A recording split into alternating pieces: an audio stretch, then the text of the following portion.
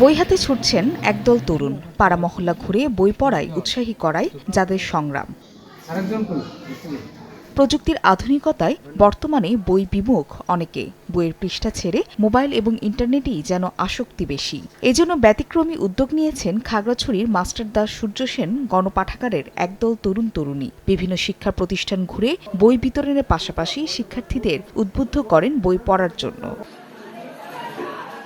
শুধু শিক্ষা প্রতিষ্ঠানই নয়, বিভিন্ন শ্রেণী পেশার মানুষদেরও বই পড়তে উৎসাহী করে আসছে পাঠাগারের সদস্যরা। এমনকি বই দেওয়ার এক সপ্তাহ পর সেই সংক্রান্ত প্রশ্ন উত্তরের মাধ্যমে রয়েছে পুরস্কারও।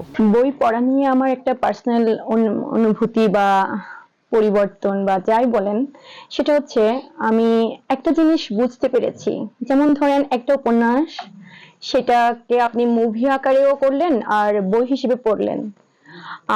মুভিটা দেখে কিন্তু আমার চিন্তা করার সুযোগ নেই, সরাসরি ওখানে আমাকে সবকিছু বোঝার জন্য একেবারে সবকিছু রেডি করে দেওয়া, কিন্তু বইটা পড়লে আমাকে চিন্তা করতে হচ্ছে। তো বই পড়া আর টেলিভিশন দেখা, মুভি দেখা, মানে দুইটা জ্ঞানের ক্ষেত্র আলাদা। আমার চিন্তার ক্ষমতা অনেক বেড়ে যাচ্ছে। এই কার্যক্রম সাথে সম্পৃক্ত হয়ে অনেক ভালো লাগে। যেমন 200-300 জন একসাথে যখন বই পড়ি তখন নিজেও ভালো লাগে।